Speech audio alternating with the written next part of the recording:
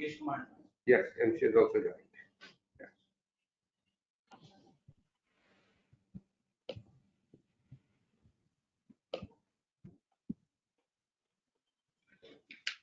Hello.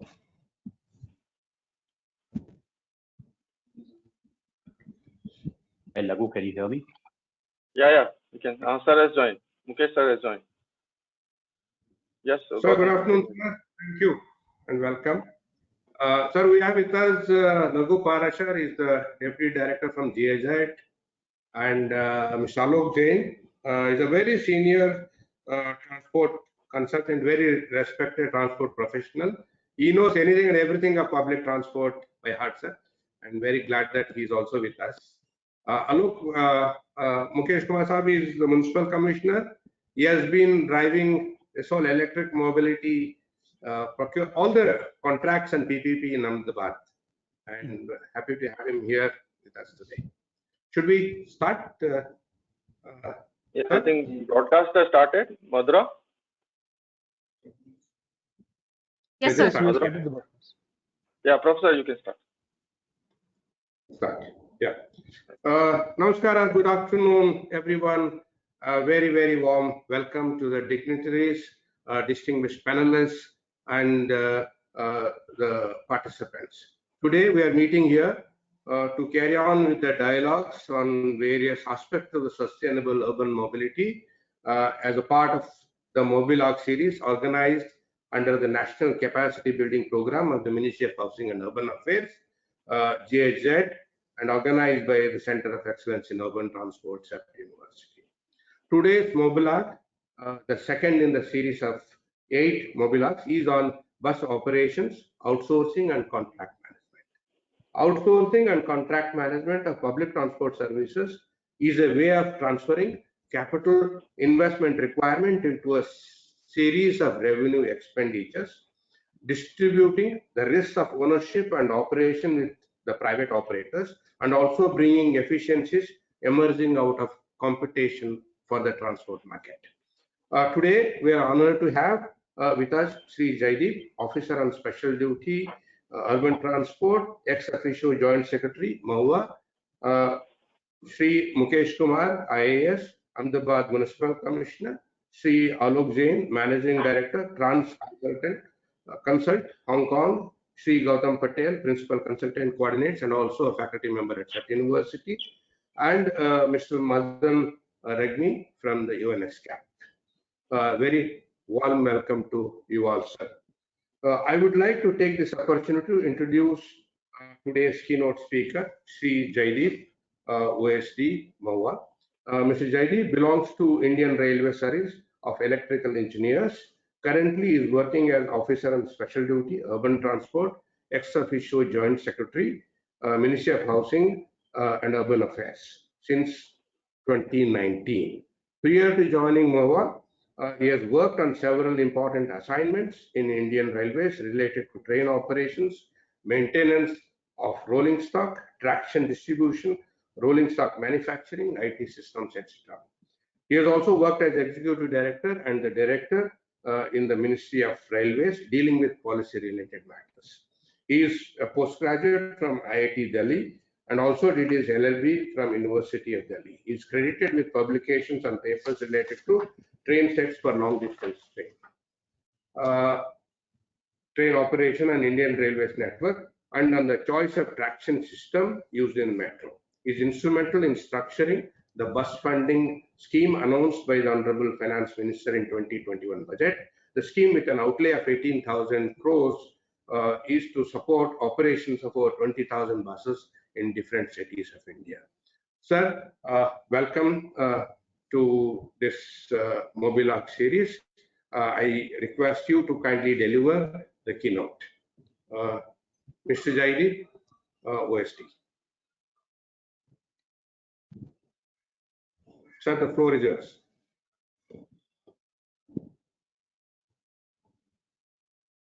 Yeah, he's joining, sir. I just got a call that disconnected and again joining. Okay. That's the difference between Delhi and Ahmedabad, right? You never get disconnected, whereas Delhi, you don't know when you'll get this. That's the situation of electricity. I think 40 years we never had experience of this power cuts. I've been here 40 years. I mean, never. I think that.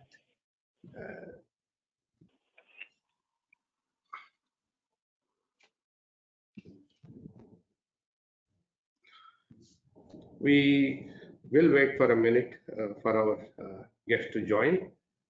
He should be at any moment. What I can do is, sir, I can do the Sir is here. contact chatting. Sir is here? Yes. He has just joined. Yes. I request Sri Jaideep to deliver the keynote for the day. Jaideep sir, welcome.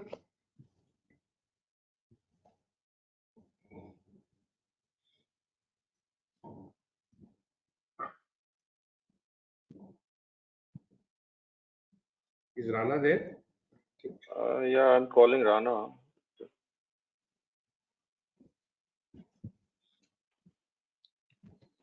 In the meantime, why don't you set the context?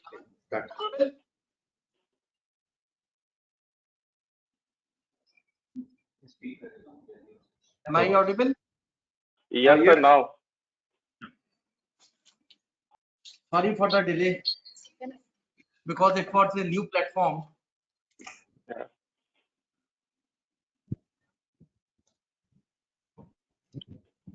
Yes, sir, now visible.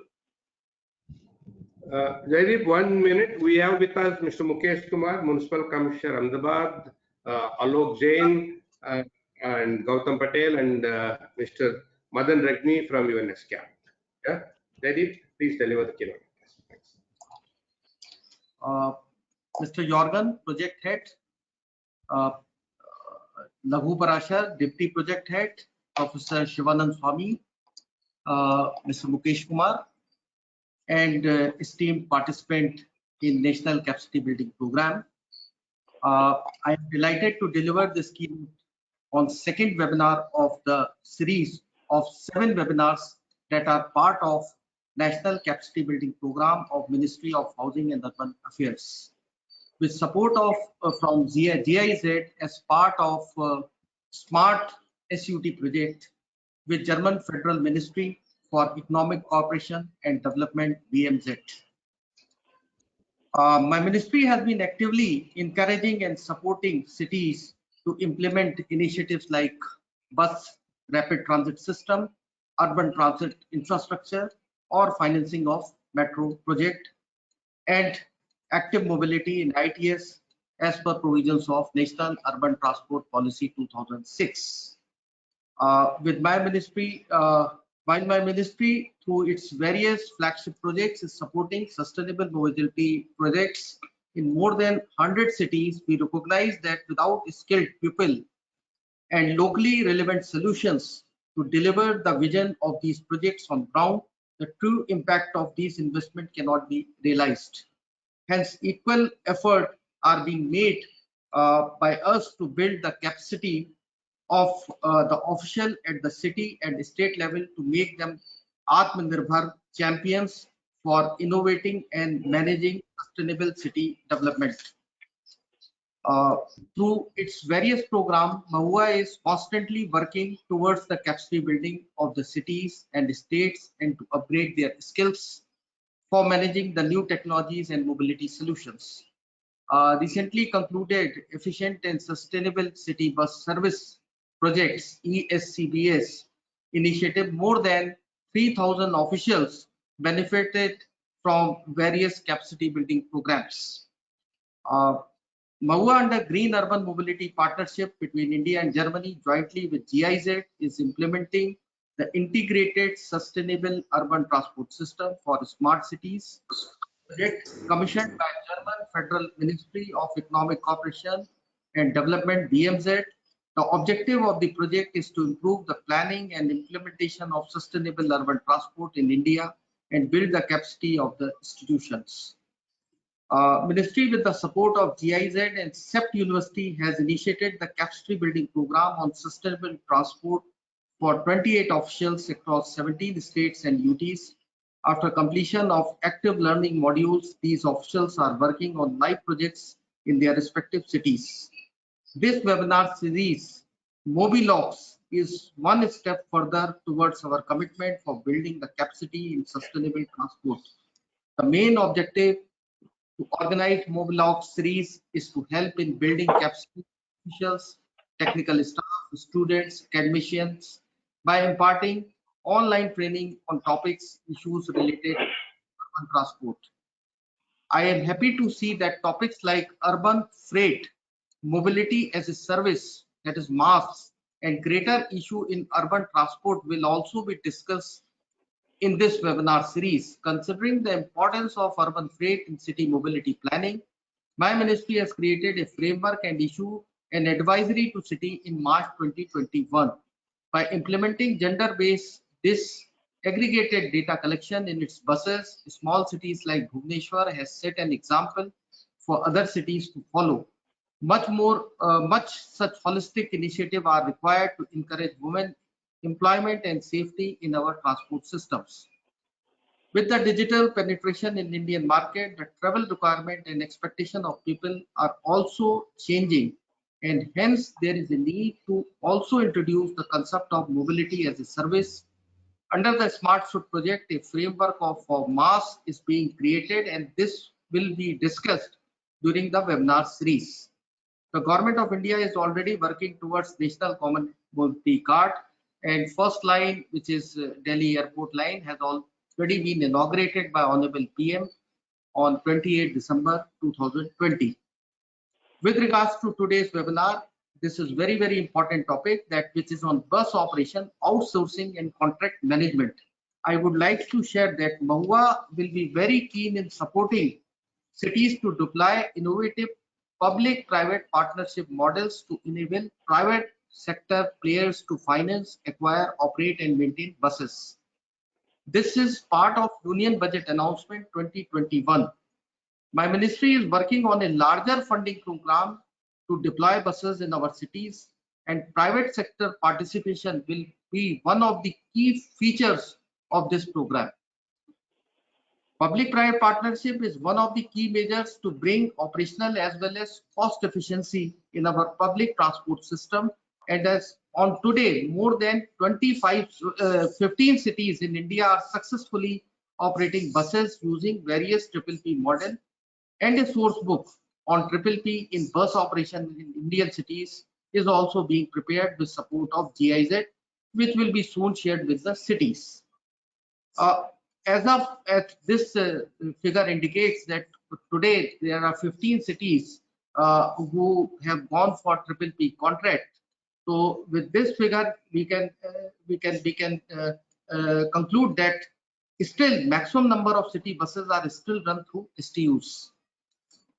This source book will combine with various reference documents prepared by SUTP program of Mahua will be useful reference material for cities contemplating to implement PPP in bus operation. But whatever system you adopt, whether it is PPP or a government funded scheme, the underlying principle is this, that we have to provide good services to the customer and also improve the efficiency. And we have to deliberate whether we have to go for whole hog PPP or government or a mix of both. Whether we can have procurement, operation and maintenance activities all outsourced in one package, or we can split. Likewise, this procurement of buses can be done by cities or state, or operation and maintenance can be given to the operator. It is also a PPP. Or we can have PPP model for setting up of depots. If there is a scope of property development, why we cannot have depots with the property development on upper floors and around that area. I will seek all these inputs from the participant, and I welcome all the speakers and participants and look forward to this interesting session. And I would like to congratulate GIZ and Center for Excellence in Urban Transport, CEPT University, for the effort they have put in, and wish them all the best for this webinar series. Thank you. Thank you, sir. Thank you very much for elaborating the option of going in for PPP versus the publicly owned bus operation, the choice, how it should be made. I think, thank you very much for that enlightening keynote. I now hand over the floor to moderator, Mr. Lagu Parasha. Lagu, Yeah. floor is yours. Yeah. Thank you very much, sir. Thank you very much for your kind words. And on behalf of GIZ, I would like to welcome everybody today's webinar. Yes, as sir said, yeah, there is no single shot and there is no silver bullet as far as the bringing the efficiency in the system is concerned. Yeah, we have to take holistic steps for bringing the efficiency and the cost optimization in the public transport system. PPP is one of those measures, of course, and we have the several examples in the country where the STUs are also performing at par, and but at the same time, PPP in the recent time has taken a front seat in many of the cities, especially the small cities. We have seen example of Bhubaneswar, Indore, and Bhopal. So I'll just give a brief scenario of what is happening as far as PPP is concerned in India. Madhura, can you confirm the presentation is visible? Madhura? Yes, sir. Yeah. Yeah, thanks. Yeah, so it is well known what is PPP is all about actually. If you look at the bus transportation system and city bus system, there are basically 5 functions we can have collectively in the bus transport system. In a STU kind of a operation, which is public transport agency owned and operated model, okay, which is a monopolistic model where all these functions are with the public transport agencies. When it comes on PPP, these 5 functions are distributed and split between the public transport agency and the private sector. Okay, and mostly the operation and maintenance part, which is related with the efficiencies as given to the private sector. So PPP is all about splitting the functions between the public sector and the private sector, depending upon who is efficient in delivering that function. So it is obvious that government should continue to do the planning, regulation, and infrastructure development and the monitoring part, while the private sector can take up the responsibility, operation, and maintenance. There are several examples across the countries. As I said, that 15 odd cities are operating on the through the private sector participation. And yes, PPP and various cities has established its efficiency as far as operational performance is concerned, as far as cost optimization is concerned. We have several examples to support that. If you look at the various operations model, so we have one extreme, which is the paratransit and the private bus operator operate, where it's like an open market where anybody can take the permit and can start operating into the city. It has a low level of regulation but high level of risk.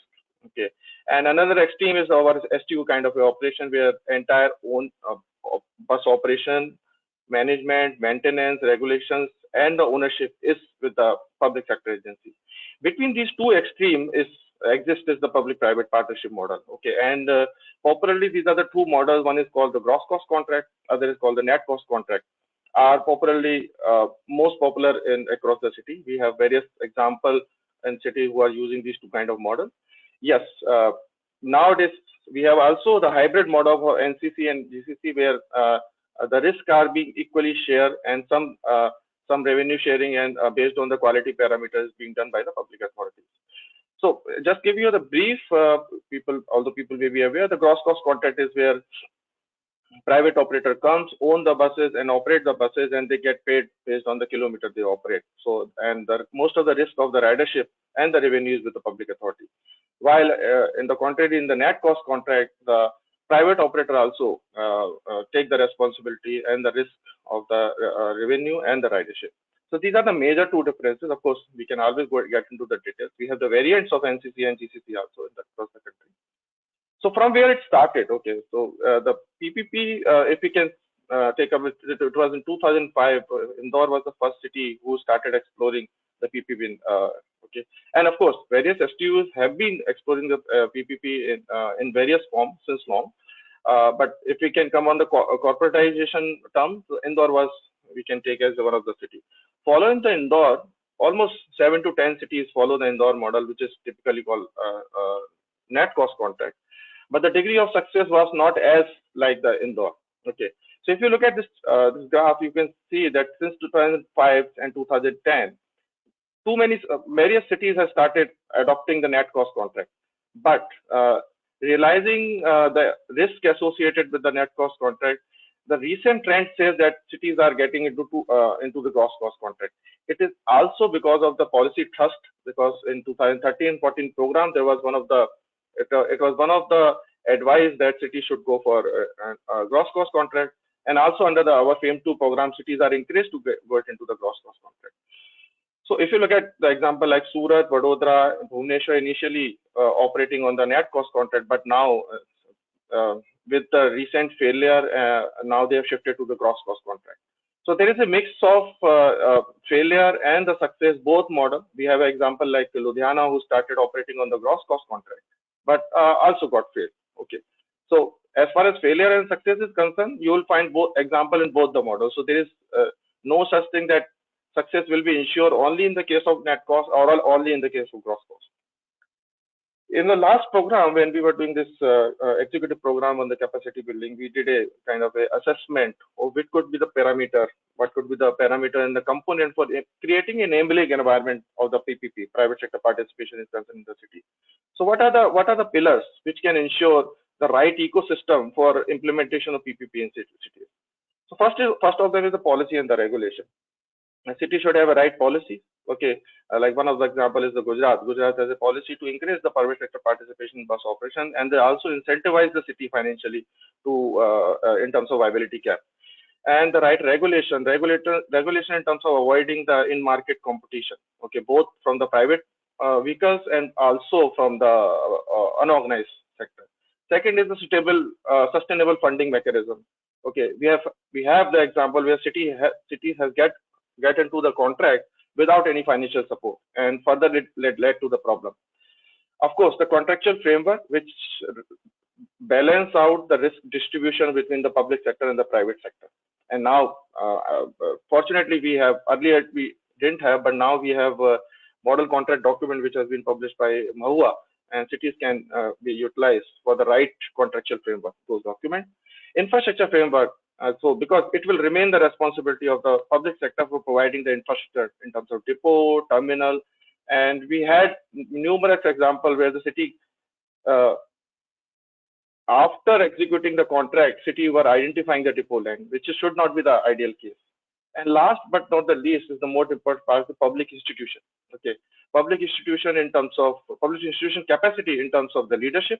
Okay, the head of the department, head of the public agency is continuing for a longer period.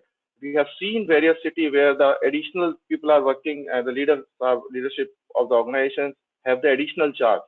And many of the SPVs, the manpower available is the 0.5. When I say 0.5, it means that because part of their responsibility is with their primary organization.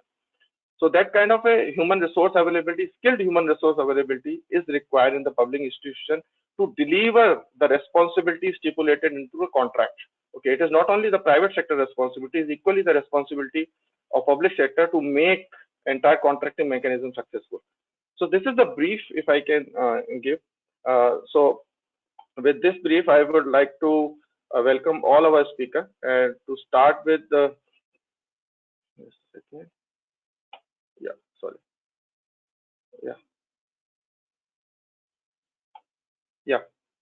so we have one first speaker, Mr. Mukesh Kumar. Shri Mukesh Kumar is an IS officer and currently the Municipal Commissioner at Ahmedabad Municipal Corporation. Prior to this, he was also a Vice Chairman and CEO at Gujarat Maritime Board till 2020, and the State Project Director at Universal Education Mission and Managing Director at Industrial Extension Bureau. He has served Government of Gujarat for 11 years at various levels as State Project Director, Municipal Commissioner for Rajkot, Bhavnagar, District Collector at Avadhan, Surat and Vadodara. He is an electrical engineer from IIT Kanpur and also hold a master's degree from Public Administration for Syracuse University. Sir, I would request you please share your experience. Over to you, sir.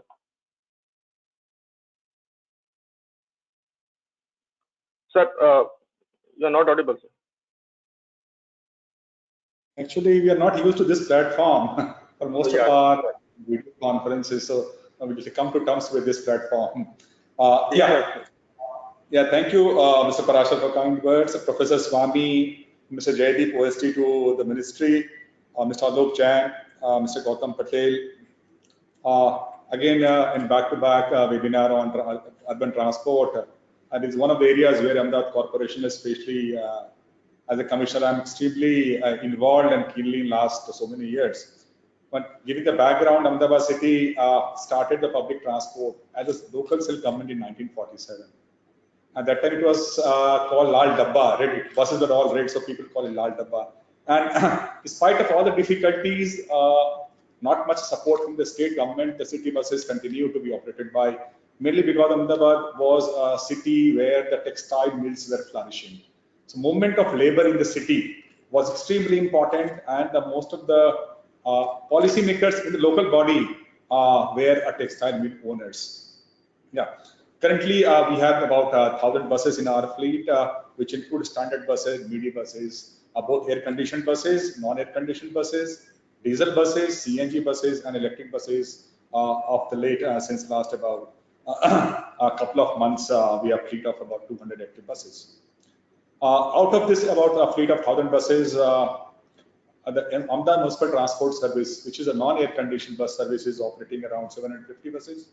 And the BRTS, which is run by Ahmedabad Janma Limited, operates around 250 buses. The metro is also coming to Ahmedabad. Right now, it is running in a small segment of about 5 kilometers. As a other transport mechanism of into last mile connectivity, we also have a public bike share system, which is very popular in the city right now. But what we have also been doing, that we have used the smart city funding for the Ahmedabad city for the efficient management of the existing fleet, so that without buying more buses, we are able to increase the ridership.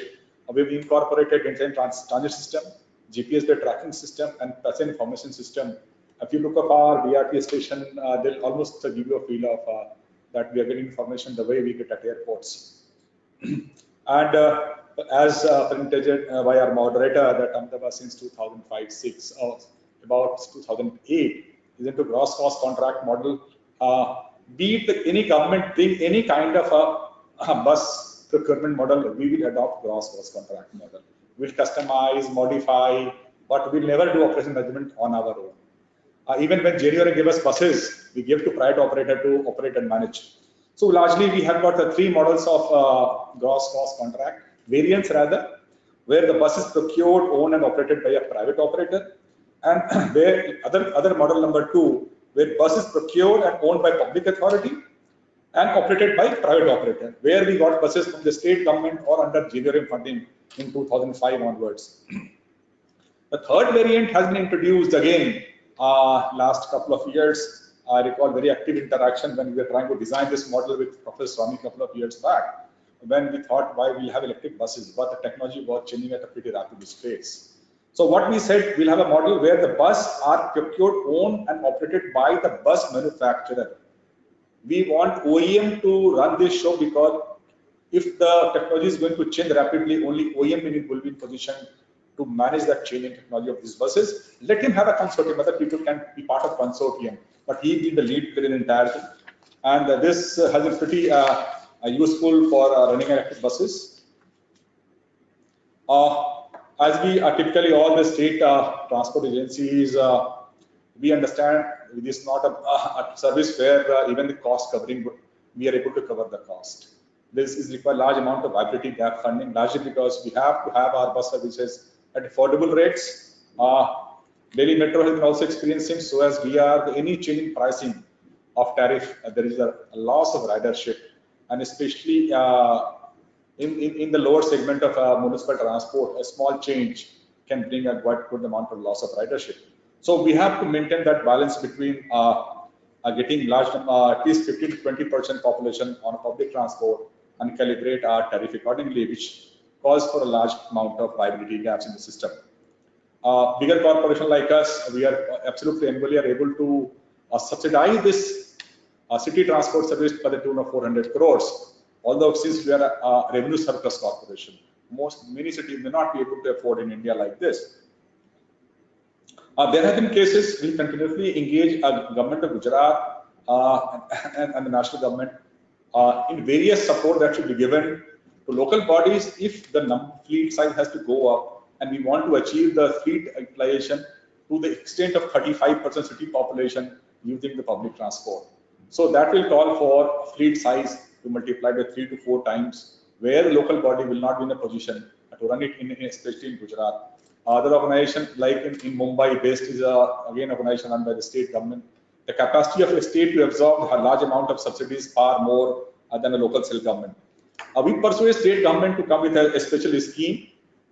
This is called Mukhya Mantri Shahri Parivahan Yojana, CM bus scheme of Gujarat, where this scheme was again drafted by us and government of Gujarat, accepted for all the cities in Gujarat and municipalities, where the 50% of viability gap funding will come from the state.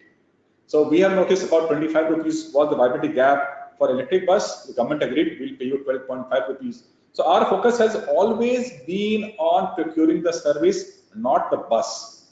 And for other CNG and diesel buses, we were getting 12 rupees. 50% of that will be borne by the government. So I am in a position to reduce my subsidy by 50% slowly. So from 400 crores, it can come down to 200 crores. I'll be in a position to multiply my existing fleet by at least 1.5 times without adding on to my subsidy in the city transport. And the way it has been customized in terms for the operator, we have made it equally viable and predictable for the operator to run the system efficiently, where the payments are linked to kilometer operated. This gives him protection against any loss in ridership. This loss or gain of ridership is borne by the local body. We have assured him 7,000 kilometers per bus per annum. Whether the bus runs or not, he will be getting this. But COVID year has been exceptionally difficult year, where both operator and we agreed not to charge each other 100% of 7,000 kilometers, but settled at a 30% of the claim rate. So it was a win-win situation because we are in a long-term partnership with our operators, and they were able to see the sense. And this was something that neither corporation is imposed on it. It was a national, a global pandemic. So this is also, we have worked together on this. At the same time, he has also taken the risk of any rise escalation in fuel or labor cost by indexing the kilometer rates with fuel and labor cost, which gives the protection to operator against a possible inflation. And we make all payments within 10 days time, create an escrow account for further purpose, so that the lenders who are lending to the operators get that comfort, and the entire contract become a bankable project where the operator gets the money to invest in capital acquisition of the buses. At the same time, AMC credibility in terms of its ranking, our credit ranking has also been very high. We enjoy a AA+ ranking in the city. We have our own municipal bonds in the capital market. That also helps the bank to fund such projects. Basically, at the end, I will suggest each city, depending on its own capacity experience, has to design a business model. As was the limited gross cost contract has also failed in Ludhiana. And the city was not ready, and there are a number of backward linkage that has to be ready before you go for such kind of a contract. A lot of experience has to be acquired by this, and we continue to focus on the service of the buses, not on buying buses. This is where, in fact, a number of times I get into a lot of discussion with Ministry of Heavy Industries or Ministry of Urban Development. Please don't look at buying buses. Buying product service should be our, and let us revolve all around that. Now good that ministries come out with a model contract document helping other cities, the entire thing. We continue to focus on the capacity of the operators, their experience in supply of buses, their operations, what is the financial strength. But just we cannot allow any fly-by-night operator to come and start running city buses and make a mess out of it. Where we are giving service to almost about 8 to 9 lakhs of a city population for urban transport service. This has to be very, very secure and predictable. At the same time, we continue to modernize and get the modern method of managing urban transport services like intelligent transit system, fare collection system. Now we are in the BRTS, we are going for absolutely contactless movement, where we have got one nation, one card. Honorable PM announced that our card was functioning much before that. We worked with the National Payment Corporation of India In a smart city, we brought out Jan Mitra card. It was like a card which works on all transport facilities in the city, including your mercantile purchase in the shopping complexes or malls. And now that card will again work in the metro also, is working in metro also. It's based on open loop system. So we have been looking at an entire holistic picture. We continue to engage in dialogue with our different partners. At the same time, we continue to talk to the banks who are the bankers to us. So ICICI Bank, at their cost, brought this card where they were given certain service charge by us, and almost about 4 lakh cards are distributed in the city, which is of multiple use. We don't have a, it is not a closed loop system. In London, you have a dedicated Oyster card. Ahmedabad has Jan Mitra card, that is up to 20,000 limits. You can have on transport, metro, go to shopping, anywhere, you can go online, purchase, especially. At the same time, our locations of buses in terms of its studied locations are also pretty well designed. We work very closely with Professor Swami and his team for last more than a decade or so. And the quality of buses, its inspection, factory inspection, its periodic quality inspection is also very, very critical for maintaining the quality and the safety of the services. In the future would be how to even further, we have been trying in our own ways. I'm not sure how it has really worked, but where we have been telling operator that given the revenue protection of this route last year, if you get me more money, you take 25% of this additional money. And we need to study a little more whether this kind of incentivization has really worked with operator, that you earn, as I earn, you also earn. So you make an extra effort to make your system more efficient. At the same time, I get protection in terms of my revenue, that protection I get. There is no loss of revenue on the part of local body. If you get me more money, you also have 25% of that. I think Professor Swami would like to study this impact. This has been about, I think, more than 2 years. This was where the entire city operators and their workforce has went on a strike, and they were holding us to ransom. So we even outsourced the collection of revenue to the private operators. Earlier, we used to collect ourselves, and we have done away with a cadre of 1,200 people who were called ticket inspectors, conductors. We call them conductors in the bus. So now, and operators have given us the same revenue that we were collecting last year, with some escalation. So this is going to be there. A lot of talk is going around in the country about electric buses, and a lot of how long it will come. Even our state government has recently announced a subsidy on electric vehicles. There is no subsidy on the bus by the state government. It is on 4-wheelers, 3-wheelers, and 2-wheelers. As a local body, we would like to integrate entire thing. We are coming with our own charging stations policy on a single app should be visible. It is not like a petrol pump visible from a distance. It will be a small charging point for electric vehicles. We are coming with policy very shortly. Again, we are giving last year to it. We should not hold our electric buses operation in the city. We should continue to expand as much as possible. Not worry much about this. All we can do, there are cities like London who are able to change their diesel run buses to electric run buses. So with these kind of switching over, I think we should go actively on electric buses. AMC right now almost, it is running 100 right now. Very shortly, we are getting another 100 buses on electric buses. So out of 1,000 buses, we'll have a 200 this year, and we continue to add 200 more in a couple of years. Our fleets have been largely electric buses here. Thank you, Professor Swami, for giving this opportunity of sharing Ahmedabad experience on this webinar. Thank you. Yeah. Thank you. Thank you very much, sir. I think last 1 decade, if you look at the number of initiative Ahmedabad has taken as far as public transport is concerned, which has created an example for other cities. And most recent thing which you talk about, I think the interesting part is this Mukhyamantri scheme for the viability care funding. While if you go to other cities and other states, I think they continue to focus on the self-sustainable public transport system. It's hard to say what is the self-sustainable public transport system, but there is one state who acknowledge that public transport system require funding, and they come up with such kind of a scheme. This scheme in itself is the acknowledgement that public transport cannot be self-sustainable. It requires, of course, linked with the performance of the organization and all these things. It's very interesting to learn about this stuff. We have a couple of questions for you, if you allow, sir. So, first question is, sir, on Ahmedabad has ordered almost 200 odd buses, electric buses, sir. So, what is the overall plan as far as migrating on electric buses are concerned, sir? And how recent losses because of the COVID has impacted this plan? So, you would like to say something about it? COVID has been extremely hard hitting on the public transport. First, because of lockdown, the entire operations were closed. Initially, we thought we'll separate it into two parts, and one part where there is a less COVID, will have the buses going on, but buses become a means of spreading the pandemic. It become like a super spreader. So we had to stop operation for almost about 7 to 8 months. We stopped. Again, we started, then we had a second wave.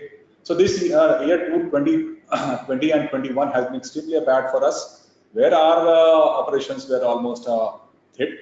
And I don't think any compensation, no government will be given compensation. We sat with our operators. We talked to them about this. This is a problem of not our making, not of your making. It is a global pandemic. So we agreed on paying 30% of their claim instead of 100% of claim. So there are, to one extent, our losses came down because we're not flying buses. We're not incurring losses on daily basis. This was another flip side of it. Services were closed, our losses came down. And without giving services, we have to pay 30%. So I was telling my team also, this is something like a blessing disguise for AMC, not for AMTS or AJL, that I don't have to pay you more money. But we did, now we are again looking at things differently. We quickly, in a pandemic situation, came up with a force measure notification having all the contracts. We did talk with the Department of Heavy Industries and the FAM. We modified and rescheduled the delivery of buses. So that was an option where we had rescheduled our liabilities a longer time rather than taking the delivery of buses during the pandemic. Because there no purpose is being served. If I take the buses during lockdown, I can't operate them. So we have calibrated the delivery of buses accordingly. And now buses are back to normal, but still the social distancing is about 50%. We are not running. Although the government has allowed 75% capacity, but with social distancing norms, I think we cannot run more than 50% of our capacity, and we are running it. And we are willing to suffer even taking the more losses hit. But at the same time, city economy has to be brought on the rails, and the city cannot be, because a lot of people have lost their jobs. But even out of 8 lakhs of normal ridership, till yesterday, we are able to achieve only 4 lakhs of ridership. School colleges are being closed at this stage because of again corona pandemic. So our BRTs, in fact, losses are more because of the tariff was high and ridership is less. So all school colleges are closed. Our students were mainly using BRTs for this. So we have been able to take this in a very positive frame of mind. Fine, we are handling an impossible situation, but will not be out of it. Yeah. Thank you very much, sir. I think it is interesting to see how you are trying to make this partnership successful, sitting with the operator and paying them some amount. There are cities who are using the force majeure clause not to make the payment. Okay, so we have both extreme examples also. Gujarat, it won't work either in Gujarat. It has to be a mutual trust. They will not participate in it. Yeah, that is the spirit of public-private partnership, I think. Thanks a lot, sir, for your time. I think let's move from Ahmedabad directly to Hong Kong now. So, Raghu, actually, I believe secretary is calling me. I have called Ravi. He will be joining. Sure, sir. Sure. Thank you. Thank you, sir. And I also understand Mukesh Kumar Sahab has to attend standing committee, and he may also have to. Yeah, thanks a lot. Thanks a lot for the standing committee meeting. Thank you very much on such forums again to share my thoughts. Thank you. Thanks, sir. Thank you. So we have Mr. Alok Jain from Hong Kong, and Alok is Managing Director of Trans Consult Asia, a management consulting firm specializing in traffic and transportation advisory services. He is an international expert trainer in UITP. He is a fellow. Hello.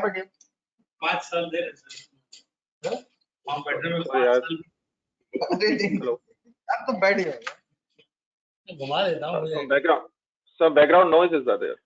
Madhura, please take care of.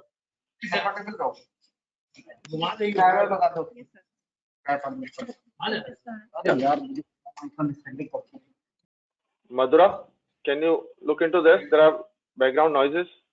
Done. Yeah, thank you. Yeah, sorry. So Alok is a fellow of Civic Exchange and served in the Transport Policy Committee of the Chartered Institute of Logistics and Transport in Hong Kong. He was Deputy Operation Director of Kowloon Motor Bus Company, leading the strategy and planning for improving efficiency, instilling process management, restructuring the network, and implementation of new technology. Alok has also worked for MTR Corporation, KCR Corporation, Hong Kong for long 12 years. His last position was General Manager Marketing. He has also worked in the areas of railway, metro project planning and management, operation planning, testing, commissioning. Okay, there are many things to do it, and Alok has looked like he done everything in the public transport. So without taking further time, I'll invite Alok, please. Thank you, Laghu, and thank you, Professor Swami. Thank you, everybody who's attending today's webinar. It is my pleasure to join this group. India, obviously, you can probably guess from my name and my face that although I'm based in Hong Kong, at my heart, I remain an Indian, and obviously whatever happens in India is really has a direct impact on me, my family, and we keep in touch and we try to do whatever we can with Indian transport scene. So with those background, so India is always very close to us, and we are watching what is going on there. So okay, my screen, I'm not sure if it is visible. Is it visible? Yes, okay. Yes, it is. So coming to that, so I'm going to talk about what happens outside of India at the moment. Okay, and of course there are certain things which were said, and I'm going to challenge some of the notions because things are done slightly differently in rest of the world. It's not a criticism, but I think there is of course the modus operandi and the financing structures, the operating methods are slightly different in different parts of the world, and they of course as we say, these needs to be horses for courses. You cannot have a person who runs a sprint make him run a marathon. Okay, so you need different type of operation, different type of models that work in different parts of the world. So I'm going to give a comparison between Hong Kong, Singapore, and UK. I was fortunate enough to run Hong Kong operation, and I was a consultant to Singapore government when they were going from a Hong Kong model to a UK model. So has my presentation lost, or what happened here? Yeah, now it is visible. Okay, I don't know, something happened on my screen. So, and I've seen UK very closely because of UK. I mean, I visit there, and I have been working a lot with EBRD, European Bank of Reconstruction and Development. We recently published an electric bus policy with them. And of course, apart from that, we work a lot with UITP. So UK exposure is always there. So I'm going to just give a little bit of a quick comparison between these three models. So in Hong Kong, is a franchise model. It's a net cost model that Laghu was earlier talking about. And so usually the government grants a 10-year bus franchises to the bus companies. There are currently three main operators, 6 franchises. And each of these 3 companies, they have 4,000 buses to 100 buses. Okay, so there's a big range of operation.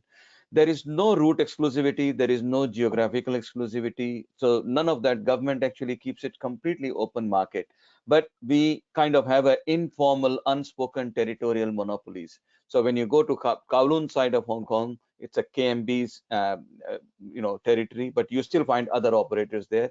But when you come to Hong Kong Island, it is actually City Bus and New World First Bus territory, but you still find a lot of KMB buses there. But there are general monopolies which are maintained even though there is competition on there. All the new routes or new areas that are being developed, the tenders are usually they go through a tender process, and the tender processes are mostly beauty contests. Basically, the operators will tell them what we are going to provide, what kind of service we will do. There is no very monetary submissions or anything that needs to be done. So these are closed tenders only for the operators who are already operating, so incumbents basically. But the good part here is, and this is applicable to all the public transport operators in Hong Kong, there is zero subsidy to public transport operation. Everything has to be operated on a commercial basis. So same applies to buses. All the bus companies are private companies, and the entire cost and revenue risk is with the operator. And apart from that, there is a ceiling of the profit that the operators can make. So it's approximately 9%. So 9% of the average net fixed asset is what an operator can make. So if you make more than 9%, then it has to be equally shared between the passengers and the operator. But up to 9% return, the operator can keep. There is absolutely no floor. So if an operator loses money in the bus operation, that's our operator's problem. So government doesn't subsidize or gives any kind of guarantee to that. So it's a classic net cost model. The entire planning is actually done by the bus companies by themselves. So government actually doesn't do any bus, and there is no centralized planning. There is an annual process of what we call route development plan, where the bus companies would submit a 5-year plan to the government on route development, all the planning parameters. There are, of course, guidelines for also cancellation of the route, service reduction of the route, because service reduction and cancellations are always very political. So there are very specified metrics and thresholds where you can do those things. But all the new routes, they are always free to propose. And then government looks into that, and then it goes through a public consultation process. So it takes about an year from the time the bus company proposes a new change to its implementation on the ground, because it goes through government assessment, then it goes through public consultation, and after many iterations, then the companies are permitted to implement it on ground. So it has a very thorough scrutiny process, but they are all run on net cost model. Obviously, in a city, not all the routes are always profitable, and there will be a combination of profitable routes and not so profitable routes. So during this planning process, government also takes into account when bus companies propose new routes, they are obviously going to propose new, profitable routes. So they would throw in some non-profitable routes into the what we call socially required routes or socially desirable routes. Those are thrown into the package, which are mostly rural, and the grant of a new route or a profitable route to a bus company is only on the basis if they pick up, there's a cross subsidy to the socially desirable routes. But overall, there is no subsidy at all. Singapore used to be like Hong Kong until 2011. There was, bus companies would run exactly as a profitable model. They will own the buses, they will own the depots, and they will run the operation on a full risk basis. However, in 2000, late 2000s or 2010, 11, bus companies started to they stopped investing into new services. And that was because in late 90s, Singapore went through a bus rationalization exercise. And in that bus rationalization exercise, a lot of profitable bus routes were cut because they wanted to make the metros more profitable, without realizing the fact that the city probably needed both of them. And this is where the bus companies, the bus services in Singapore started to decline. So they adopted a completely new economic model starting 2012, where they bought over all the transport resources, including railways and the buses and the depots, back into the government, and moved into a centralized plan model and a gross cost model. So it's an asset light gross cost model where entire asset of transport is owned by the state, owned by the government, and then the whole pie is divided into 28 packages, and each package has a separate operator related to a depot. So there's a package of routes and roughly about 500 buses, which is allocated to each depot, and they are operated by a single operator. At the moment, there are 4 operators in Singapore and 2 local operators who were there even before the model changed. And there are 2 international operators who have come after the conversion to GCC and the new type of tenders. So CapEx by the operator, there is no exposure to them. They just collect the mileage fee. So the entire focus of the operator is to run them efficiently. But there are very stringent criteria to meet, and in terms of KPI, for an operator to get paid. So there are heavy penalties, as well as there are good incentives for them to perform better. Okay. So these tenders, because they are asset light, the number of tenderers who can come for this kind of market are huge. So these are very keenly fought tenders. So every tender has attracted so far a large list of operators from all the way, from all over the world. But because Singapore is still not a very mature market in terms of tendering processes, we have seen that in previous tendering exercise, the price range that has come from the minimum to the maximum has been quite high. And the award process has also been a bit arbitrary in the sense that Singapore government uses their own undisclosed quality and quality cost comparison, like a QCBS model, but we don't know exactly how that QCBS is applied, and then they select an operator. So it becomes a bit of a black box. So that has waned the interest of a number of international operators after initial 4 or 5 tenders. London is like a Singapore model, but in London, only difference is the asset is completely owned by the operator. So the government doesn't own any assets. So obviously, when you have all the assets owned by the operators, depots are mostly owned by the operators through land leases, then it naturally favors the incumbents. So people who are already running the bus services, they continue to win the tenders and are in the game. It's a difficult market for a new entrant to get into. But London is, of course, a mature market because of this reason, and the bid prices are very close. So there's no large variances into the bid prices, and it's a I would say it's a club of people and it's a revolving door. So just the same people, they keep getting tenders in different parts of London, and they keep running the operation. So apart from that, there is not much change there. Okay. But yes, there have been some failures in the past in some of the bus companies, because of either union issues or property disputes, legal disputes, sometimes bid quality or management issues. But there have been very few in last few years. So this is, again, London sets a benchmark. In terms of number of buses that they manage, they are very similar. Hong Kong has about 6,200 buses operating over about 600 routes. Singapore has about 5,800 buses operating over 370 routes. London has about 8,600, 700 buses and operating over about 700 routes. So they are very similar size operation. And the population wise, if you see Hong Kong is only 7.3 million population. Singapore is 6.5 million population.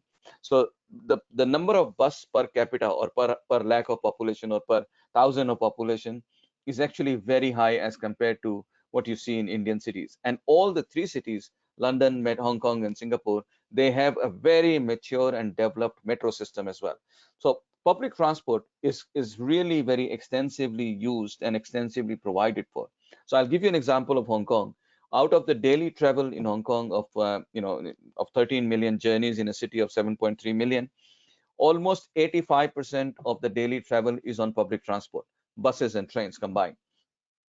And because Hong Kong is a very dense city, the utilization of buses is extremely high. And because of that, the buses can run a very profitable operation. Because of the high utilization, the revenue is good and the revenue pays for the buses. Another advantage of net cost model is that it is a very, very keenly fought efficiency driven model. We heard from Mr. Jaideep earlier that there are 2 objectives of a good bus operation: provide a good bus service to the customer and provide an efficient operation. So this NCC, net cost model, actually drives these 2 things automatically, because the bus operator, when they're planning the routes, they are competing in a contested market. So they are trying to be as customer oriented as possible. And at the same time, every penny matters to us. And when every penny matters, people are working very hard to save the last drop of fuel, to save the spare in the system, to make sure that every extra mileage is part of the efficiency that is there. So there is a lot of work, a data-driven analysis that is being done. There is a lot of driver management that is being done. Very advanced level of scheduling, rostering, dispatching systems are there. All the buses in Hong Kong are equipped with telematics. So with those things, you can really drive an efficiency. So even though the cost of a driver in Hong Kong is probably 10 times that you probably find in India, and yet the cost of per kilometer cost of operation in Hong Kong is less than 2 times of Indian city. And the buses in Hong Kong are 95% of the fleet is actually double-decker buses. These are 3XL double-deck buses with a capacity of 130 or 140. So these are, and they are all air conditioned. 100% of the fleet is air conditioned. So if I compare the cost of operation between Indian cities and Hong Kong actually turns out to be, if we are also looking at the quality cost, then it turns out to be almost very similar to per km cost of what you have in India, which is quite surprising. So it is all very efficiency driven market. Just to quickly add what happens outside London. Outside London is a different model altogether. It's a net cost model primarily. So very similar to what you have in Hong Kong, but Hong Kong is a net cost model which is heavily regulated. But in UK, outside London, it's a net cost model which is not so heavily regulated. You can run any bus route by submitting an application to the city's municipality and then start operating. So as long as you promise a schedule that this is what you're going to operate and you deliver that schedule, you should be okay. But there are obviously in cities, not every route is profitable. So they also have a number of routes which are social network, which are tendered out and where the government actually pays on a gross cost model primarily. And these are obviously subsidized. They could be school bus network. They could be whole day routes. They are operating primarily in less dense areas of the city. So they obviously can't make money and they are considered socially necessary. So if I look at the competencies aspect of these three cities, so at London and Singapore, the planning, the network design, the fares, everything is done by the authority, by the regulator, whereas the operator is only focused towards service delivery and financial control. And this is a classic GCC model. Only difference between London and Singapore is that Singapore is asset light, London is asset heavy. Hong Kong, other way, is everything is very light touch. Government basically is more of an approving authority rather than the planning authority. So all the planning, all the proposals, even the fares, everything is done by the bus operator, and then they submit it for approval of the regulator. And if regulator finds them to be in order, then they will approve, for implementation. So service delivery, financial control, changes of routes, fare, frequencies, everything lies with the operator. Okay, so government basically just make sure that everything is working fine as promised. That's all. UK outside London is always, the authority's role is only to identify what is a social service and where they should not be, what is a contested market or competitive market, and that should be left to the competition. So many people, many operators, they look at the tendered routes as only icing of the cake. Most of them actually focus on commercial routes where they can generate returns. There is no cap on the return, how much you can make, and which means that people also cut corners sometimes in outside UK in cities to provide the service in terms of parking violations, and those things are very common. And this is one reason why a lot of conversation in cities outside UK is now happening, that they want to move towards a franchise model, which is like a London model in those cities. So as well. In terms of contract monitoring, Hong Kong is very loose, as I said earlier. Penalties are very rare, no incentives at all, and KPIs are also very loose. If there is a poor performance by an operator, they are usually issued warnings by the government or the regulator, and usually they would fix it. So it's a very trust-based relationship between the operator and the regulator. In Singapore, it's a very heavily controlled by the LTA, Land and Transport Authority, which is the regulator. Very exacting KPIs, strict conditions. There are a lot of penalties and incentive payments. The standards are much more stringent than you have in London. Bidders have to use a lot of technology, therefore, to make sure those thresholds can be met, because humanly, if they do those, they will be very difficult to maintain. All the data they have to share, everything is owned by the state. So operator basically just comes in, brings in the expertise of operation, and that's it. They don't have the assets, they don't own the depots, and there are transferability clause even to the staff. So they have to transfer the staff if they lose the bid and there is another operator there. So London is very similar, as I said earlier. It's slightly less rigorous. EWT, excess waiting time, incentives are easier to achieve in London compared to Singapore. But yes, excess waiting time remains the focus. So you have to maintain. This is more punctuality driven a parameter on the route. So they have to maintain actual spacing and bunching and all those things through this EWT. Bus journey, that of course makes the bus journeys very slower. So journey times in London is quite slow, and especially now. So London did this congestion pricing a few years ago, which did very good because it reduced traffic by more than 20% in the cities, which improved the bus journey times. But in last 5-10 years, what has happened is slowly people have gotten used to the pricing and the congestion is back in the city. London is also doing a lot of work on the reallocation of the road space by introducing bicycle lanes and those. And London is an old city. So when you take out those spaces, the main road spaces become very narrow, which has then also again squeezed the area that the buses could operate in. So bus journey times have become a big issue in London. They become very slow in London. Okay. Outside London is basically, it's a 3 strikes rule. If you do 3 violations, you are out. Basically, you're fired, and that's the classic way to monitor a lot of services outside London. Okay, and of course there are a lot of.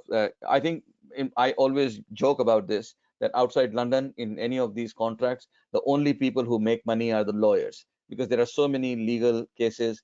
The authority would penalize the operator, and then the operators will sue, challenge the decision, and it will just go through that process where the only lawyers make money and nobody else. Okay. I'll skip this on the outside London. So with that, I will come to an end. I'm actually mindful of the time. So if there are any questions, I'll be more than happy to take right now. Yeah. Thanks a lot, Alok. I think it's very fascinating to see two extreme model. One is highly regulated in case of Singapore and London, and the other is Hong Kong. Loosely regulated, but despite that, all systems are doing perfectly fine. We'll come back to your question. We started getting the questions for you. But before that, if I may go back to the Ahmedabad from Hong Kong. So our third speaker. So a request with the attendees, please post your question in the chat box. And if we can't get back to you now, we will definitely get back to you on email. Okay, we assure you. So our third speaker, we have Mr. Gautam Patel. Gautam Patel is the management, economic analyst, and PPP expert with experience in urban transport, tourism, and infrastructure sector. He consults to the state and city government and private sector client in India, most often on project being structured in PPP format. He has exposure at both policy and project level and has engaged himself in consulting as well as academic and capacity building pursuits. He has been an active part of team in Center of Excellence in Urban Transport CEPT University, where has contributed to variety of urban transit projects, has founded and currently heads coordinate infrastructure consulting, a consulting firm with a team of insightful and skilled efforts. And as far as I know, Gautam is also instrumental behind the PPP structuring of Ahmedabad, Surat, and various cities, including the Bhubaneswar. So Gautam, over to you. And Gautam, you have 10 minutes. I'm sorry, you're a little running short of the time. Yeah. Yeah. First of all, Lagu, can you hear me? Yes. Yes, Hello, can. Lagu, Yeah. can you hear me? Yeah, Yes, all we right. can hear you. And Thank you, Lagu, for your kind words. Yes.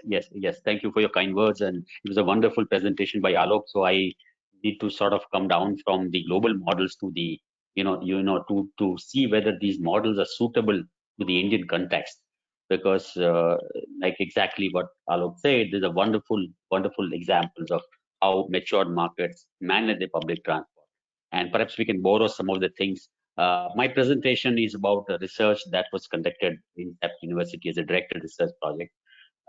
And where we try to answer the question that would follow from what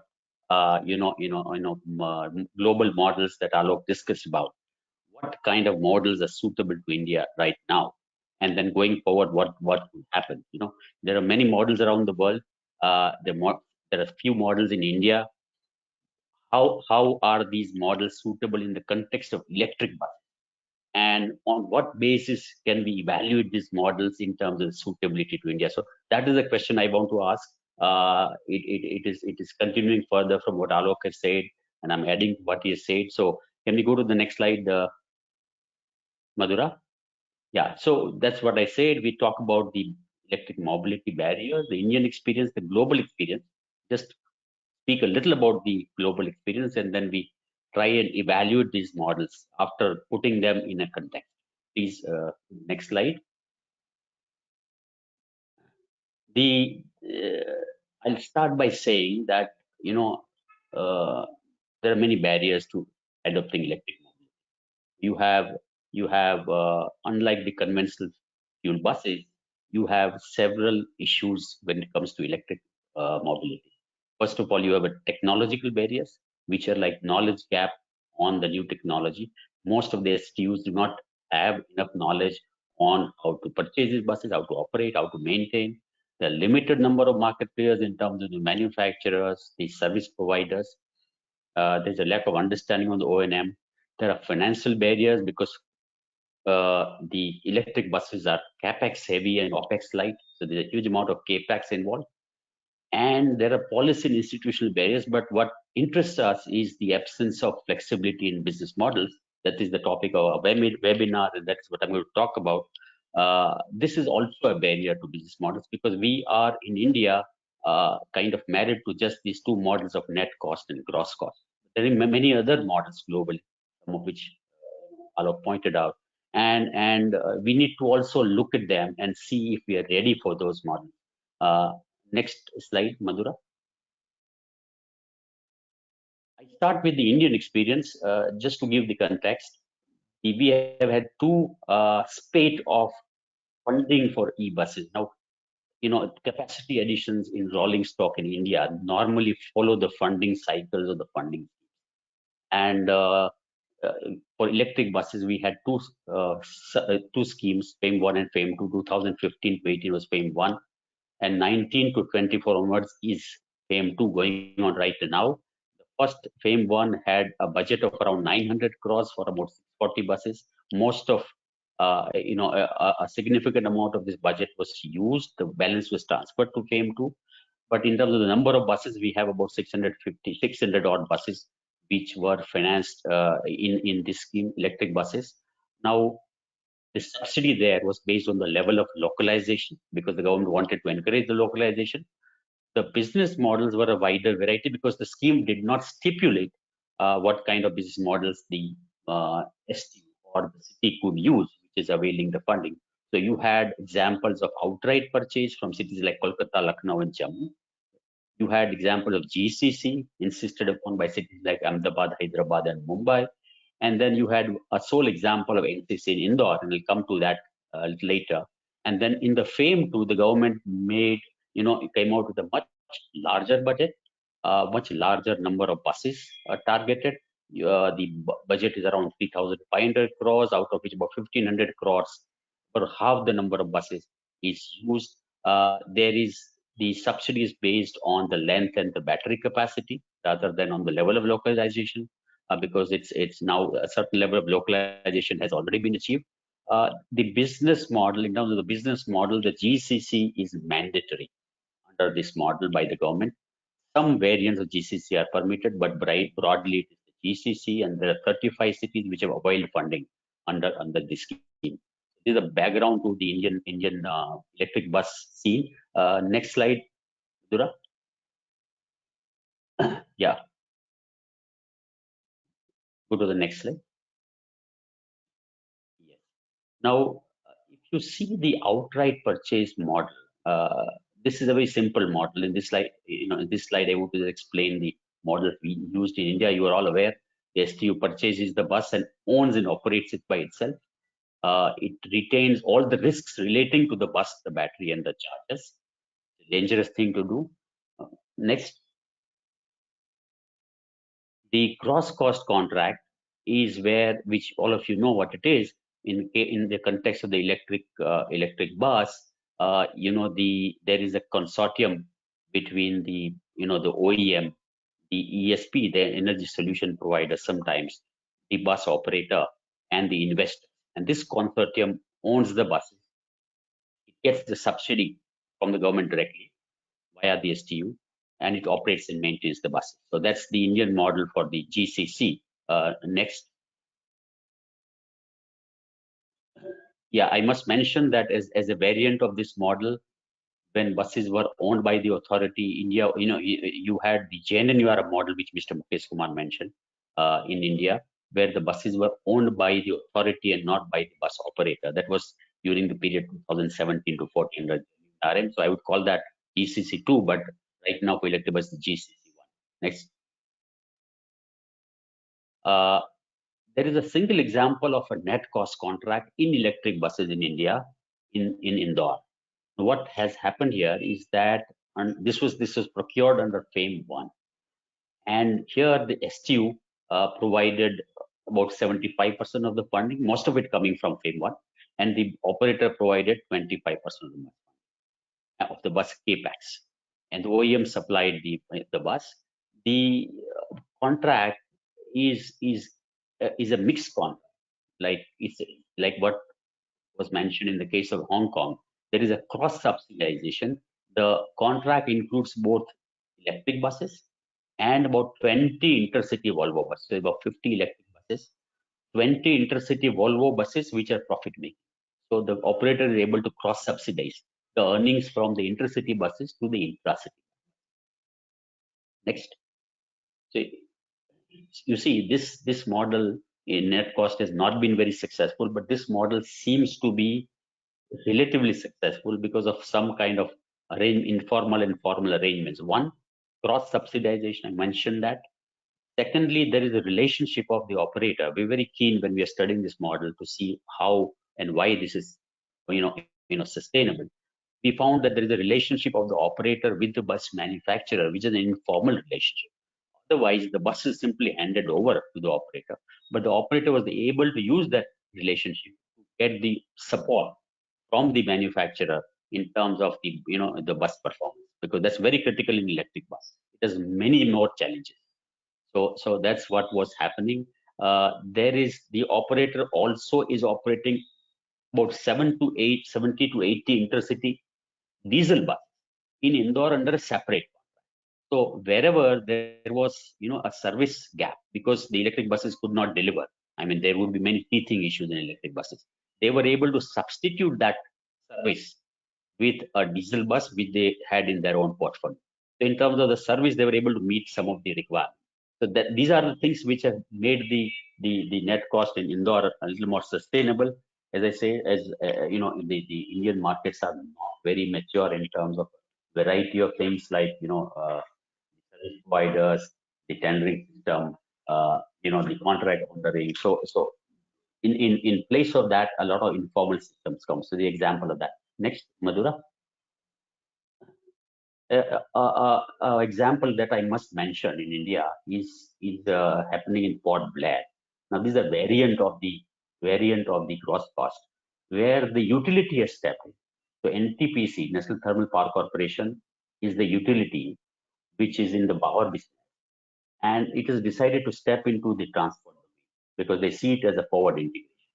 So what they have done is they have purchased the buses and they provide the energy service in terms of the charging, the charger, the power, etc. They purchase the bus from the vehicle manufacturer, and then they get hold of a bus operator through a subcontract for operation. They provide that complete package to the STU or the PTA. So this is one utility model. Is there globally, but it's coming in India. There are challenges here. Come to that. Next, Madhura. On the interesting experiences, I'll just touch upon 2 or 3 examples because already we have heard about that a little. But on the electric bus, I must mention we have looked at, if you see the areas where the electric buses have a high concentration, that's Europe, Latin America, and East Asia. In Europe, the number growing. The graph on the right does not does not show China because then they will be outside the graph. But on the rest of the continents, India, Europe, North America, South America, the numbers are growing. I've taken examples of Shenzhen, Santiago, and Sweden. Next, Madhura. Yeah, in Shenzhen, obviously this is a very famous model. This is a very subsidy-heavy model, but that it came in at a time when the electric buses and batteries were very expensive. Hence, there are a lot of subsidies that are involved. For example, the national and the local governments provide a subsidy on the vehicle and on the production to the manufacturer. There is a subsidy by the governments on the charging service provider, and there is an operating subsidy by the government on the bus operating company. So a lot of subsidies are involved. Perhaps there may not be a case for subsidy in India in the present context because the battery prices have dropped. But at that time, when the city went from almost no electric buses to about 14,000 electric buses, this was happening. Next, you have relationships between the e-bus manufacturer and the bus operating company in terms of a very strong product, vehicle, and warranty. What they call a 3E warranty, which is a battery, electric motor, and the controller warranty. So the bus operating company is able to mitigate the risk of the vehicle performance through this warranty. Next, you have the financial leasing company coming in, which provides the buses on lease to the bus operating company. So the bus operating company does not have to invest upfront in the capex, and you have the charging service provider or the energy service provider providing the energy related services to the bus operating company. So this completes the picture on the model. So that's Gautam, how you the have model last is. 2 minutes. Gautam. Yeah. Sorry. All right. Yeah. Quickly, Madhura, next slide. I will very quickly go to Chile. Chile has got a slightly different model where you have a Met bus, which is one of the operators leasing in buses from a utility. So again, the utility comes into the picture. So Met bus, there's an Italian utility called NLX, which has leased the buses to Met bus. Trans Santiago is the operator, which provides financial guarantees that allows the buses to be leased. Then Met bus purchases the buses from BYD, operates them. There is the charges are supplied by the BYD or the manufacturer to NLX, and in turn, besides providing utility and power, it provides the charging. Next, you have Sweden example where the private operator operates on net cost. This is a net cost model, and it operates the buses based on the remuneration of the ridership from the PTA, and only the depots are provided. The land is provided by the public transport agency.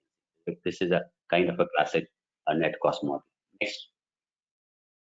So if we put all these all these models together on a matrix, breaking it up into each part: the e-bus, the battery, the charging infra, and then we see that there are different responsibilities divided into among the different stakeholders. Larger number of stakeholders, and the responsibilities can be divided in so many ways.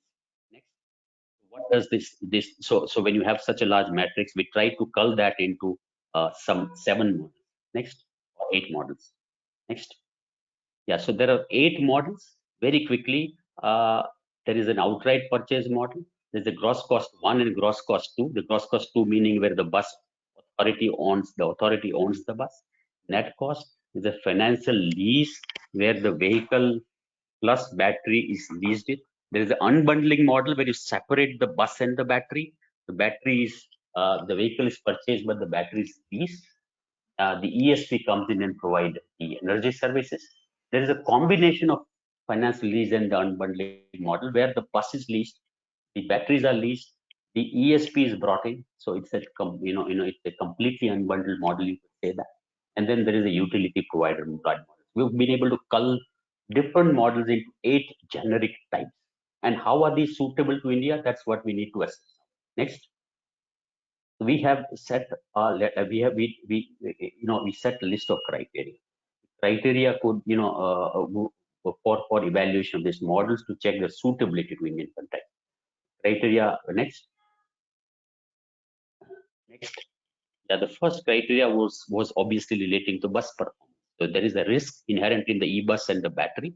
Does the model address the risk of technical performance and the batteries?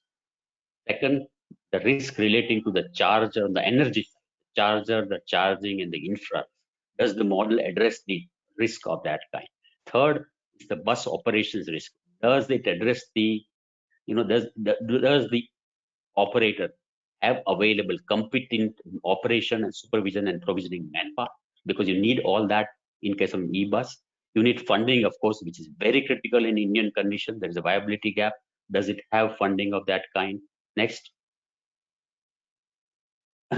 you have the contractual mechanism, you have the contractual mechanism in terms of whether the mechanism, whether the STU has the capacity to handle that contractual mechanism.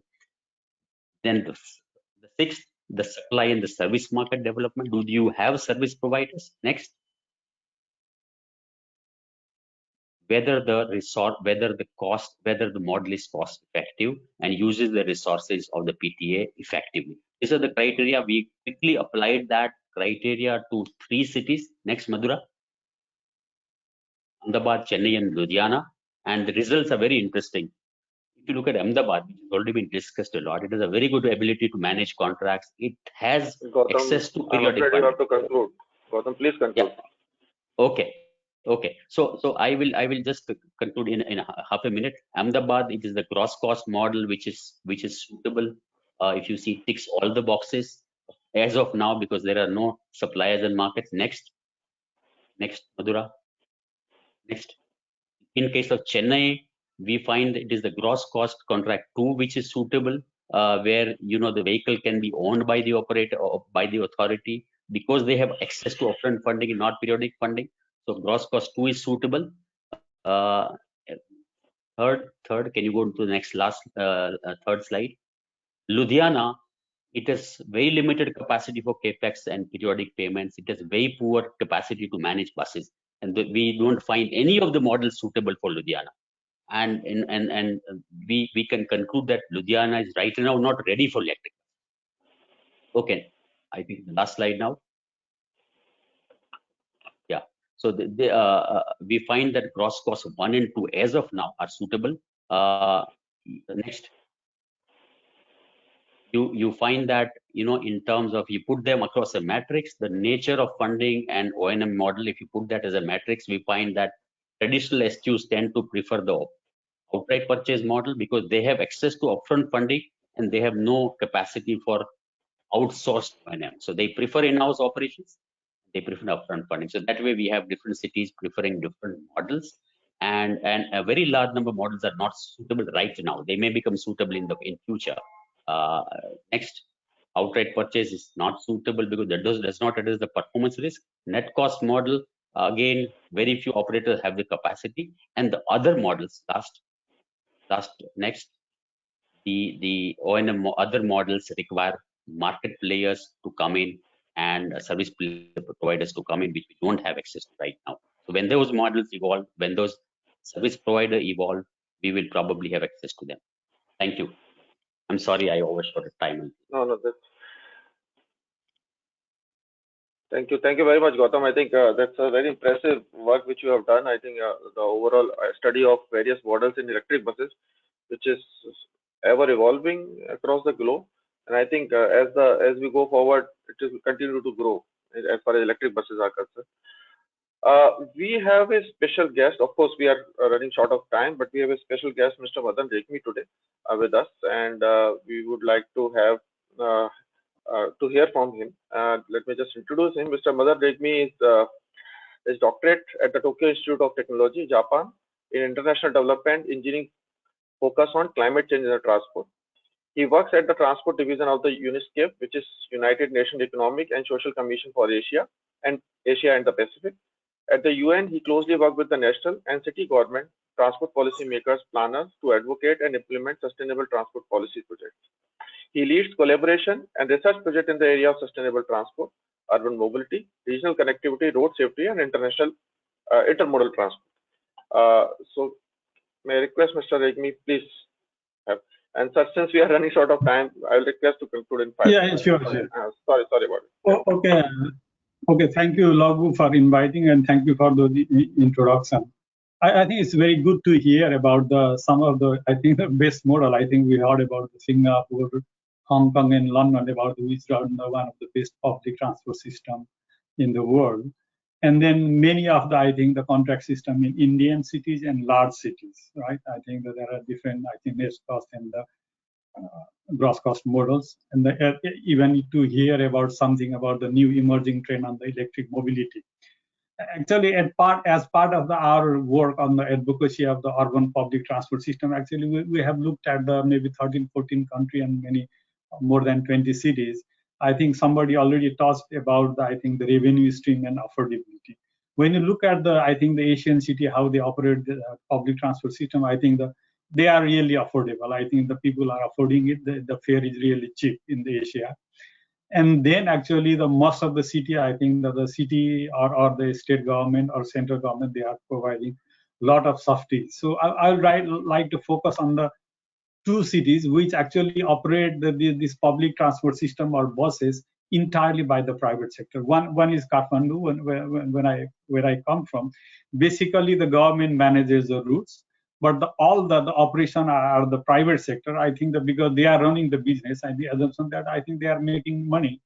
And then this bus transport as well as the mini buses and then paratransit also, they are really popular, and then providing public transport. But there is a very not really the big mass transit system there, and only one public transport system, Saja, I think they are flying the big buses. And there was actually the plan last year and maybe 1 year ago to have procured about the 200 electric buses there. But I think they could not do it actually because of so many specification and the contracting type of thing. And then now actually they are still trying to procure 100 bus this year, and then they are still working on the contract. Maybe some of the experience of the Indian city, actually we heard about the Indore. I think it will be really useful for the cities like Nepal. And then only one private operator actually is operating electric bus along the ring road. And then there is really some lack of regulation that how to charge, how much to charge, about the charging station and those things. So still the policy lag and coordination is there. And the second example I want to give you is the Suva. That is the small city about the 75,000 population, and there are also the one private sector company. I think that is a 3-4 generation company. They run the private bus operator, but they are also running on the profit. So these are so I think the one is about the big big cities and so many type of contracting system and the managing those contracts, and another one is about the small contractor, and I think that they just have maybe 5 or 10 buses, different buses per particular route and those type of things. And in Bangkok, actually the BMTA actually they operated more buses, and then they also I think the contract to the private sector contractor. And there is actually the plan to change those some of the 3,000 buses to the electric viability. I think some of the things what we have talked here and discussed here may be useful for those Asian countries and Asian cities as well.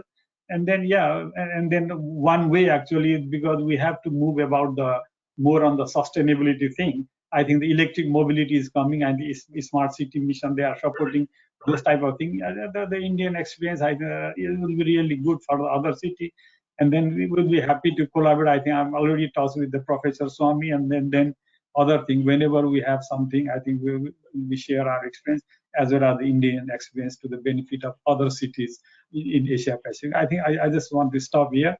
Thank you. It's really interesting to see more focus on the operation and the PPP.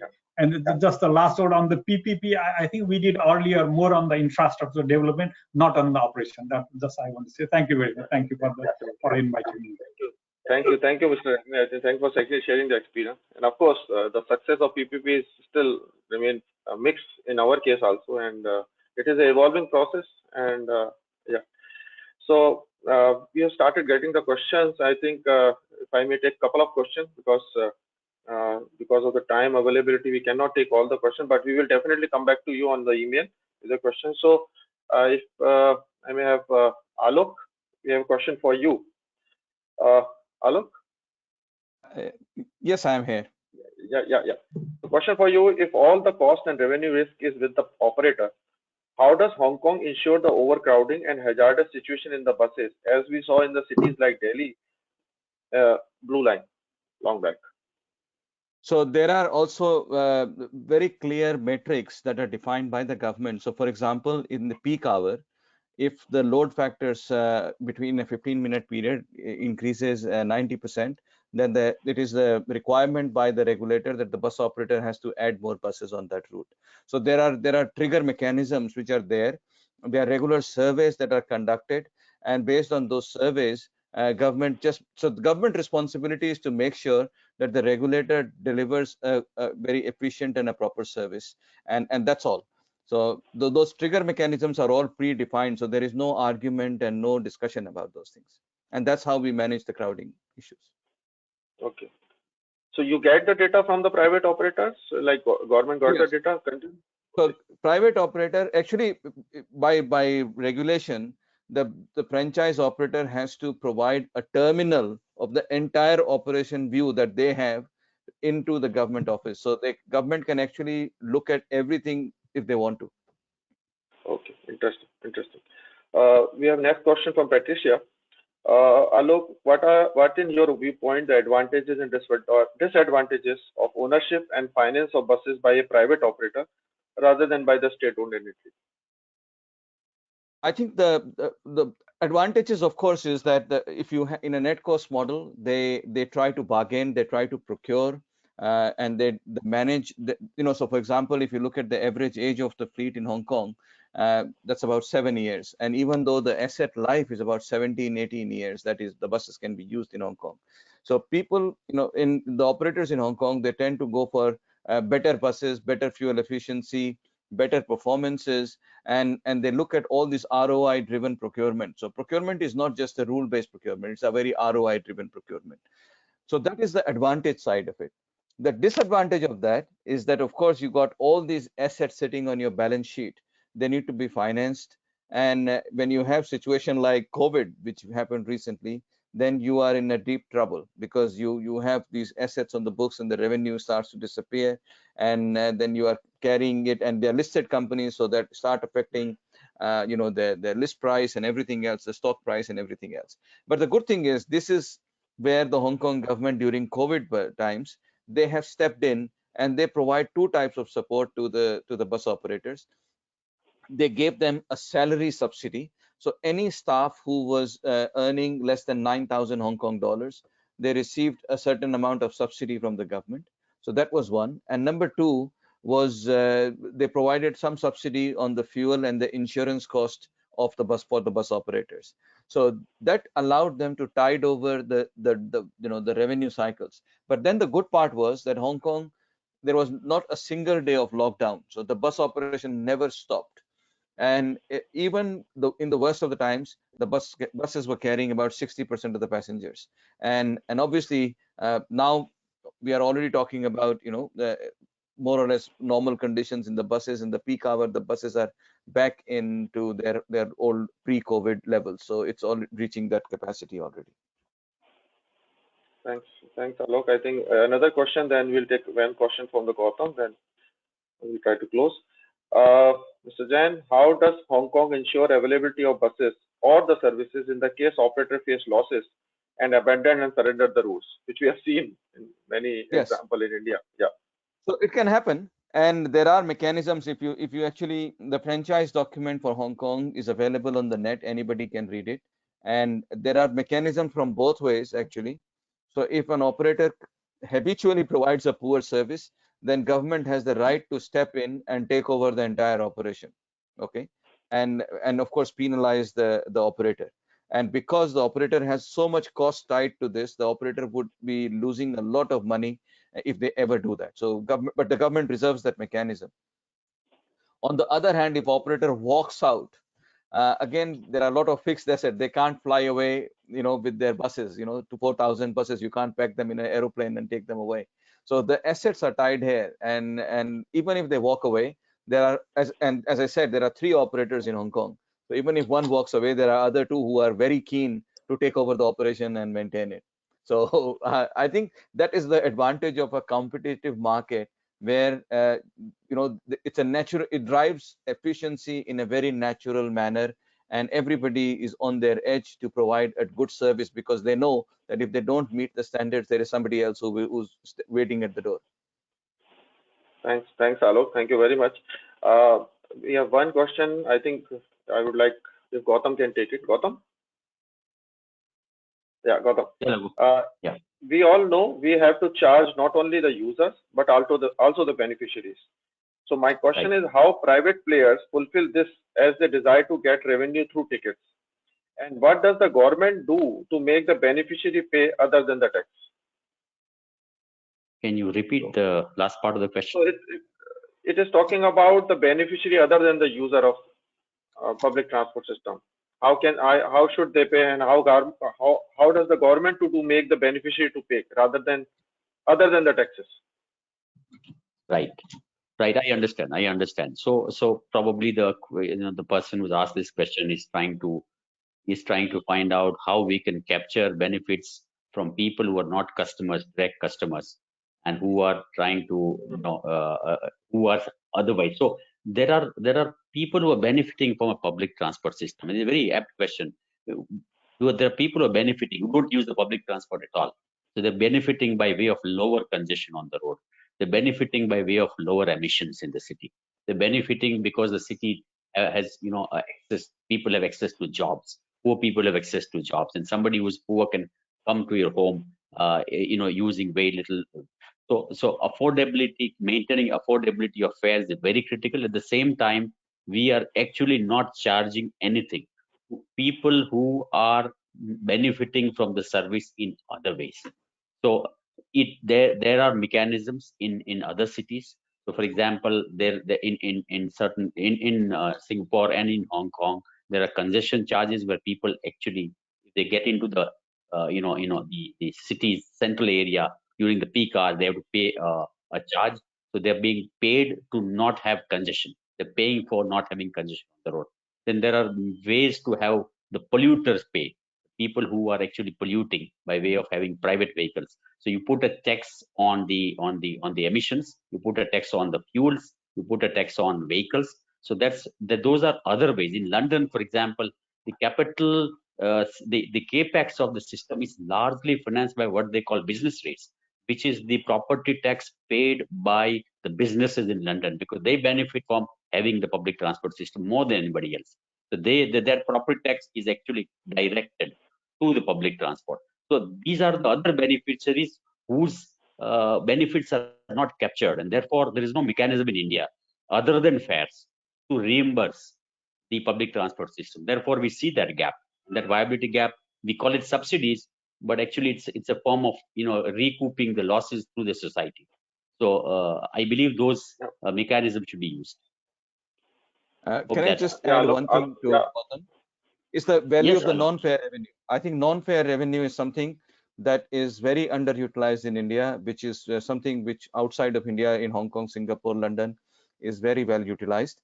So, the leveraging the brand for the buses, we do a lot of work around that. The bus body advertising, the advertising at the bus stops, value-added services, even the apps. Our apps are running, earning money in Hong Kong. Apps are not just cost to the company. So a lot of those things, I think those we have to look at, and how that can make extra money for the company. Yeah, thank you very much, Alok, Gautam. And with this, before I invite Professor Shalini, I would like to thank you everyone, the speakers, professor, and all the attendees, and for today's interesting session. This Hong Kong example always fascinates me and confuse me also, to be very frank. It's like more confuse me, and a number of times I speak with Alok that how does it happening and without any subsidy, without anything, loosely controlled. So sometimes we'll have to go into much deeper detail. So it's a very unique thing which is happening in one part of the world. I would like to invite Professor Shalini now, and for her closing remarks. Shalini? Yeah, thanks, Laghu. Good evening to all the participants and to all the panelists. So this Mobilogue today brought out some very pertinent and very important points on outsourcing and contract management of bus operations. As this event draws to an end, on behalf of Center of Excellence in Urban Transport, CEPT University, and GIZ, I would firstly like to thank Shri Jaideep, OSD Mahua, for his keynote address, which highlighted the Mahua's initiatives in sustainable mobility and the need for looking at PPP models with twin objectives. Firstly, to improve services for the commuters, and secondly, to bring cost and service efficiencies. We had a set of very interesting and informative presentations in this Mobilogue. Mr. Mukesh Kumar, Commissioner AMC, provided insights into 3 variants of PPP in Ahmedabad bus operations, and also highlighted the innovative viability gap funding of the state government, that was the CM bus scheme, which has been an example for the rest of the country. And Mr. Alok Jain for his presentation on 3 very unique or distinct PPP models that we see in Hong Kong, Singapore, and London bus operations. And I'm sure the learnings from these 3 case cities can be very useful for Indian cities as well. Mr. Gautam Patel outlined 8 generic e-bus PPP models based on a review of the international and the national models, and also presented a set of criteria which could be used for assessing their suitability for the Indian context. Mr. Madan Rajmi from UNESCAP, he also talked about the Asian bus operations and particularly talking about the private sector in Kathmandu and Bangkok. Thanks to all the distinguished panelists for sharing their experiences and useful insights. We would also like to thank all the participants for their active participation. We do understand that because of the time constraints, we have not been able to take all the questions. However, we would surely revert on the queries through email. We would also like to take this opportunity to acknowledge Mahua for their continued and unstinted support in all our activities. Lastly, before I end, organizing an event like this requires meticulous planning and dedicated working. Thanks to the CEPT and the GIZ team for making this event a success. We do hope that all the participants found this Mobilogue session very useful. Please do join us for the next Mobilogue, which is scheduled on Thursday, 29th July, and it is on bus maintenance and asset management. Thank you very much.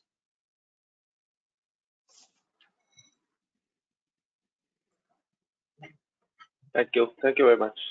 Thank you. Thank you very much. Thanks. Thank you. Thanks, Lagu. Thank you. Thank you, sir. Thank you. Hello, Lagu. Thank you. Gautam. Thank you. Thank you, Yes, sir. Shalini. Thank you, sir. Thank you. Yeah, okay. It was wonderful. Uh, Thank you, everyone. Thank you very much. Bye. Thank you. Thank you. Bye.